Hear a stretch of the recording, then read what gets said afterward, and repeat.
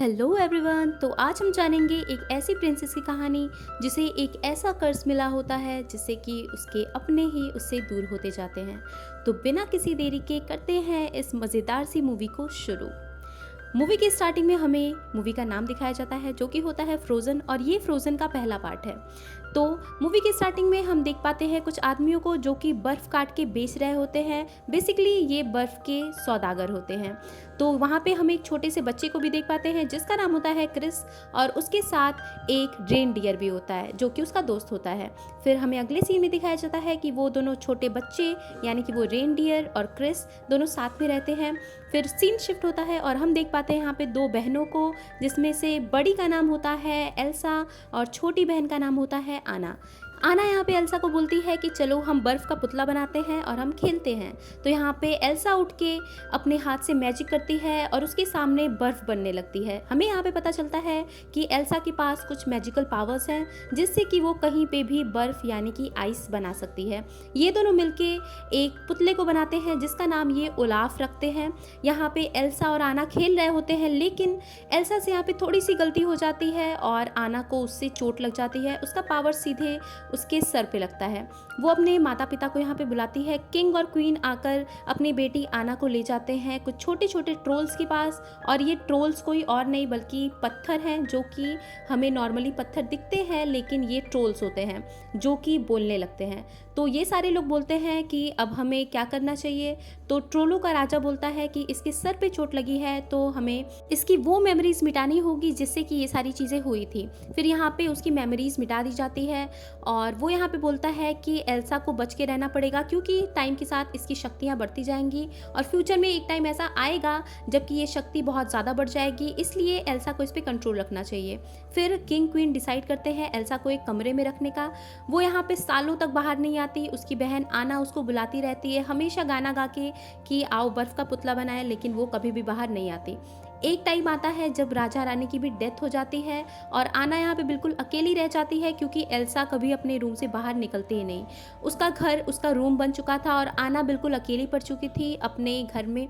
ये दोनों बहनें बड़ी हो जाती हैं और हमें 3 साल बाद का सीन दिखाया जाता है जहाँ पे हमें पता चलता है कि आज एल्सा बनने वाली है यहाँ की क्वीन यानी कि रानी, और सभी बहुत ही ज़्यादा एक्साइटेड होते हैं उन दोनों बहनों को देखने के लिए क्योंकि आज तक वो अपने घर में ही थे और उनको किसी ने नहीं देखा था। यहाँ पे बहुत सारे व्यापारी भी आए थे इनके साथ व्यापार करने के लिए और अपना काम शुरू करने के लिए। आना यहाँ पे सुबह सुबह उठती है और उसे अचानक से याद आता है कि आज उसकी बहन क्वीन बनने वाली है, तो वो बहुत ही ज़्यादा एक्साइटेड हो जाती है क्योंकि आज वो खुद इतने सालों के बाद अपनी बहन से मिलेगी। तो वो यहाँ पे नाचने गाने लगती है, घूमने फिरने लगती है।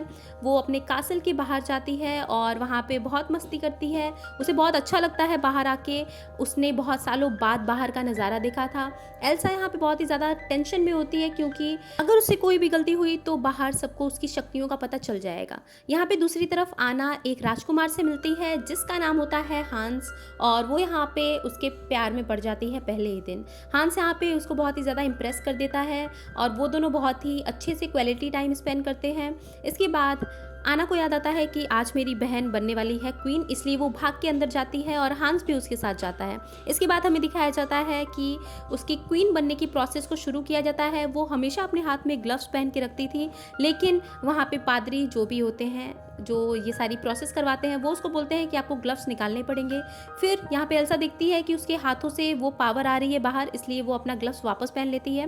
फिर यहाँ पे आना आती है और उससे बात करती है कि तुम काफ़ी सुंदर लग रही हो, मैंने तुम्हें सालों बाद देखा है।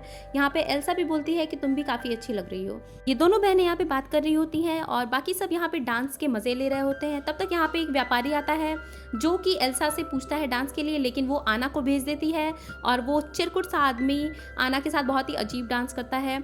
फिर यहाँ पे आना गिरने ही वाली होती है, तब तक हांस आके उसे बचा लेता है और वो दोनों आपस में बहुत ही ज़्यादा अच्छे से बात करते हैं। ये दोनों एक दूसरे के साथ बिल्कुल फिट बैठ रहे होते हैं। हांस यहाँ पे उससे बहुत प्यार से बात करता है, आना को भी ये सारी चीज़ें बहुत अच्छी लगती है क्योंकि वो पहली बार किसी लड़के से मिली थी और उसको काफ़ी अच्छा लग रहा था ये सारी चीज़ें करके, उसके साथ बातें करके, उसके साथ क्वालिटी टाइम स्पेंड करके। यहाँ पे हांस उसे प्रपोज़ भी कर देता है और आना हाँ भी बोल देती है। इसके बाद वो आती है अपनी बहन एल्सा के पास। आना बोलती है कि मुझे ये लड़का पसंद है और मैं इससे शादी करना चाहती हूँ, मैं इससे मंगनी करना चाहती हूँ, तुम हाँ बोल दो। तो एल्सा बोलती है कि ऐसा कुछ नहीं होने वाला, तुम आज ही आज इस लड़के से मिल के शादी कैसे कर सकती हो? कोई किसी से इतना जल्दी प्यार कैसे कर सकता है? इन दोनों बहनों की कहासुनी में एल्सा का एक ग्लव्स निकल जाता है और उसकी पावर बाहर आ जाती है, जो कि सब लोग देख लेता है। फिर वो चिरकुट सा दिखने वाला आदमी बोलता है कि ये एक चुड़ैल है, ये हमें मारना चाहती है और इससे हमें खतरा है, तो दूर हट जाओ। आना को भी ये सारी चीज़ें पहली बार पता चलती है क्योंकि उसकी मेमोरीज बचपन में जा चुकी थी और यहाँ पे एल्सा खुद को बचाने के लिए पावर्स का और इस्तेमाल करती है और उससे सारी चीज़ें जो भी टच होती हैं वो बर्फ़ की बन जाती हैं। एल्सा ये सारी चीज़ें करना नहीं चाहती थी, फिर भी हम जैसा कि जानते हैं कि उसकी पावर्स उसके कंट्रोल में नहीं है, तो वो जहाँ पे भी पैर रखती है, जहाँ पे भी छूती है, वो सारी चीज़ें बर्फ़ की बन जाती है।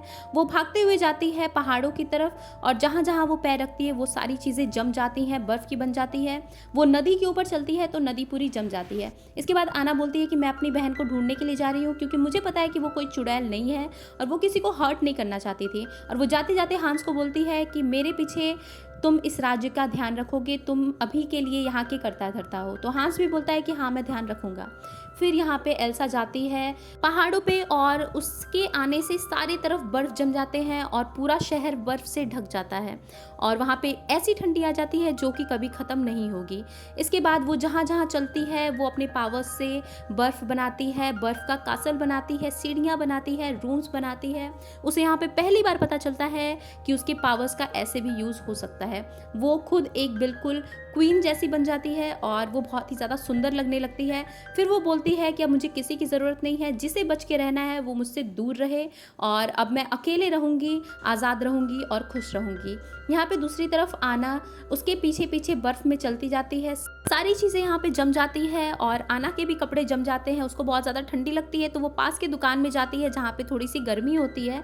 तो वहाँ पे एक लड़का आता है जिसका नाम होता है क्रिस और वो बिल्कुल बर्फ़ से लिपटा हुआ होता है। यहाँ पे बिन बुलाए ठंडी आ जाती है, इसलिए उसका काम भी अब शुरू करना होगा क्योंकि वो भी बर्फ़ बेचने का काम करता है। वो अपने सामान मांगने आता है उस दुकानदार से, लेकिन वो काफ़ी ज़्यादा मूल्य बता रहा होता है जिससे कि क्रिस उसको चोर बोल देता है और वो उसे बाहर फेंक देता है। इसके बाद हमें उसी रेन डियर को भी दिखाया जाता है जो कि इसका दोस्त होता है। ये दोनों बाहर बैठ के एक दूसरे से बातें कर रहे होते हैं। क्रिस उसकी लैंग्वेज समझता है। फिर यहाँ पे आती है आना जो कि उसकी ज़रूरत की चीज़ें देती है उसे और बोलती है कि तुम्हें अब मेरी मदद करनी होगी और मुझे ले जाना होगा उस पहाड़ पे। और क्रिस भी यहाँ पे मान जाता है क्योंकि उसने उसकी मदद की थी, यानी कि आना ने। आना यहाँ पे ये सारी चीज़ें उसको बताती है कि कैसे उसकी बहन के पास ये पावर्स हैं और कैसे उसने एक लड़के से प्यार किया। और यहाँ पे क्रिस को बहुत अजीब लगता है कि तुम किसी से एक दिन में कैसे प्यार कर सकती हो, ये अजीब है भी। इसके बाद यहाँ पे इनका पीछा करने लगते हैं वुल्फ्स यानी कि भेड़िए, जिससे कि जैसे तैसे करके ये लोग बचते हैं। लेकिन इसी मुठभेड़ में यहाँ पे क्रिस का बग्गी गिर जाता है और उसमें आग लग जाती है, यानी कि उसका बहुत बड़ा लॉस हो जाता है।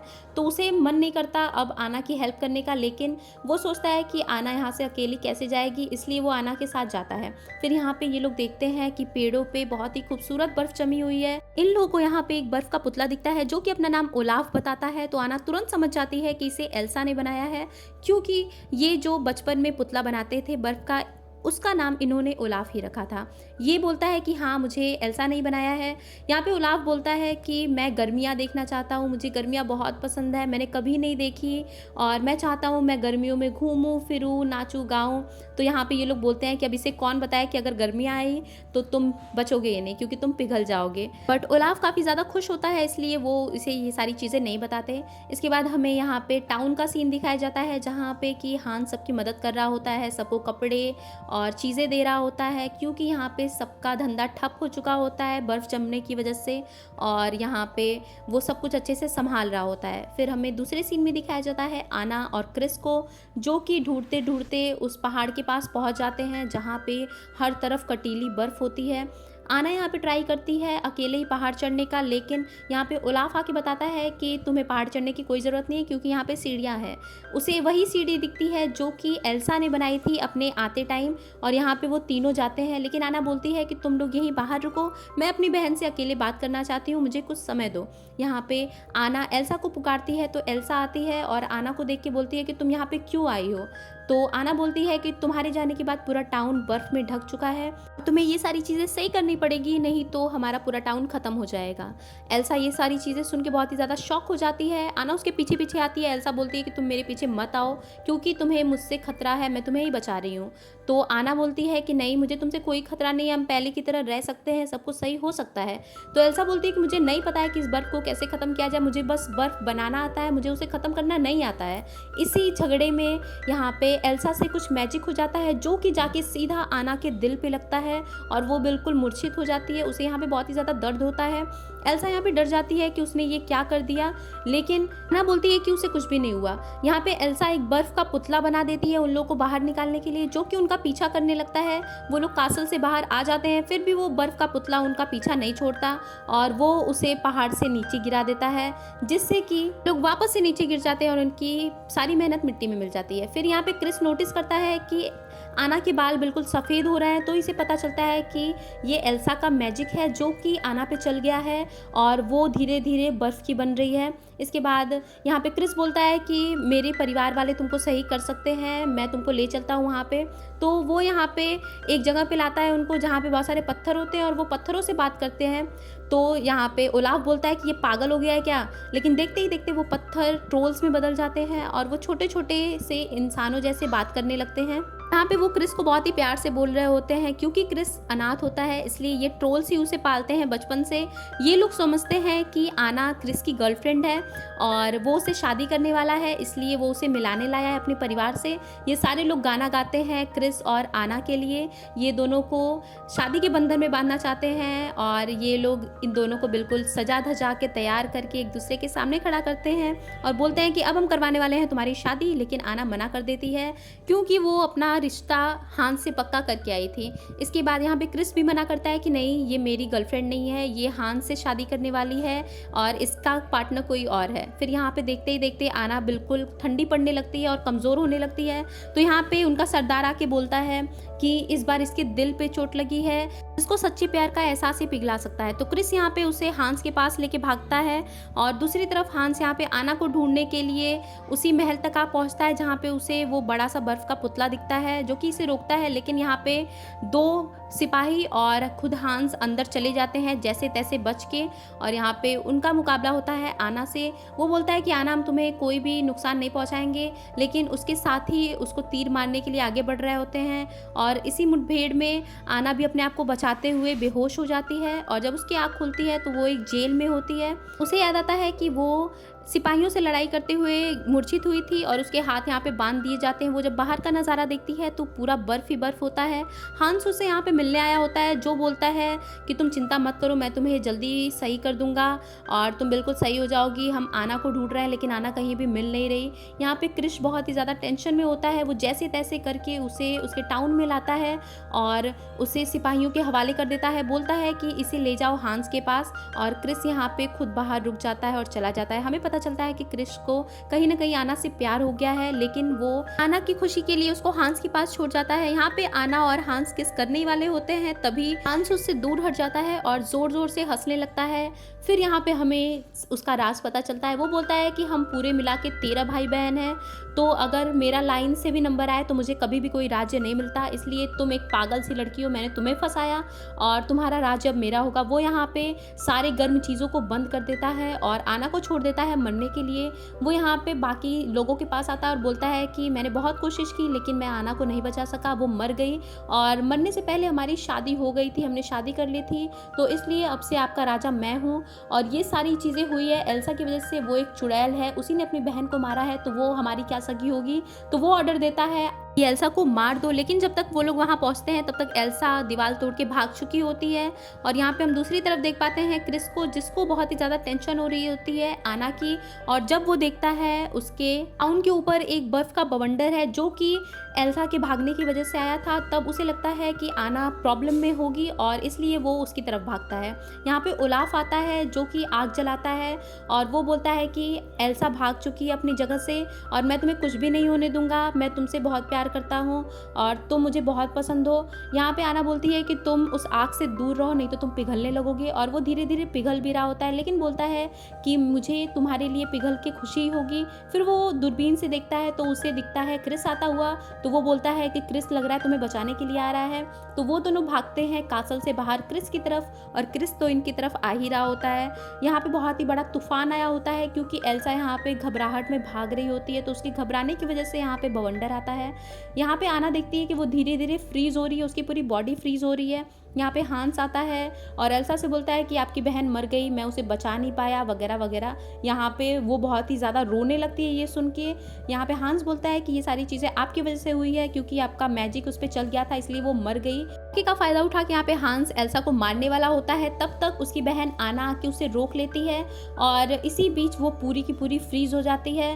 उसके पत्थर बनने के बाद यहाँ पे हांस की तलवार उससे लगती है और वो बहुत ही दूर जाके फेंका जाता है। इसके बाद एल्सा भी देखती है कि उसकी बहन बिल्कुल बर्फ की बन चुकी है और फ्रीज हो चुकी है, जो कि देख के वो बहुत ही ज़्यादा रोने लगती है और उसको गले लगाती है, बहुत ही ज़्यादा रोती है, उसको पकड़ के याद करती है कि मुझे ऐसा नहीं करना चाहिए था, मैं तुम्हें खोना नहीं चाहती। और ये सारी चीज़ें सभी लोग देख के इसको इमोशनल हो जाते हैं। फिर यहाँ पे एक बहुत ही चौंका देने वाली चीज़ होती है, एल्सा के रोने से और उसके प्यार से आना यहाँ पे बिल्कुल सही होने लगती है और उसका सारा बर्फ खत्म हो जाता है। तो यही वो सच्ची प्यार का एहसास होता है जो कि एना को सही कर देता है और एल्सा को रियलाइज़ होता है कि हाँ, प्यार ही वो चीज़ है जो कि मेरे इस पावर को कंट्रोल कर सकती है और मैं सच्चे प्यार से ये सारी चीज़ें सही कर सकती हूँ। तो यहाँ पे उसके अंदर एक पावर आ जाती है जो कि उसे रियलाइज़ कराती है कि वो सारी चीज़ें सही कर सकती है। यहाँ पे धीरे धीरे सारा टाउन सही होने लगता है और पूरे टाउन में वापस से समर्स आ जाते हैं। यहाँ पे ओलाफ बहुत ही ज़्यादा टेंशन में आ जाता है क्योंकि यहाँ पे समर्स आ चुके हैं, तो ऑब्वियस सी बात है वो पिघलने लगेगा। लेकिन एल्सा अपनी पावर से उसके ऊपर उसका एक खुद का क्लाउड छोटा सा बना देती है जो कि उसे हमेशा बर्फ का रखेगा और जो कि उसे ठंडक देगा, जिससे वो वापस से सही हो जाता है और वो नाचने लगता है। फिर हमें यहाँ पे दिखाया जाता है कि फाइनली एल्सा और आना साथ में रहने लगते हैं। बारी थी हांस को सजा देने की, तो आना उसे जोर से मुक्का मारती है और उसे जेल में बंद कर दिया जाता है और क्रिस भी यहाँ पे बहुत ही ज़्यादा खुश होता है ये सारी चीज़ें देख के। एल्सा यहाँ पे फरमान जारी कर देती है कि किसी भी व्यापारी से कोई भी सौदा नहीं किया जाएगा क्योंकि यही लोग थे जो कि एल्सा को मरवाना चाहते थे पहले। आना यहाँ पे क्रिस को एक सरप्राइज देती है, वो उसको एक बहुत ही सुंदर सी नई बग्गी ला के देती है और यहाँ पे वो रेनडियर भी बहुत ही ज़्यादा खुश होता है। क्रिस पहले मना करता है ये बग्गी लेने से, लेकिन आना बोलती है कि तुमसे कोई पूछ नहीं रहा है, ये मेरी तरफ से है और क्रिस खुशी में उसको उठा लेता है। आना उसको गाल पे किस करती है, उसके बाद इनके बीच में मोमेंट बनता है और हमें पता चलता है कि ये दोनों आपस में मिल चुके हैं, एक दूसरे से प्यार करने लगे हैं। यहाँ पे सभी बिल्कुल खुश होते हैं। एल्सा भी अब अपने पावर्स को कंट्रोल कर पा रही होती है और यहाँ पे वो सबके लिए स्लाइडिंग शो बनाती है और ये प्यारी सी मूवी हो जाती है यहीं पे and. So thanks for watching.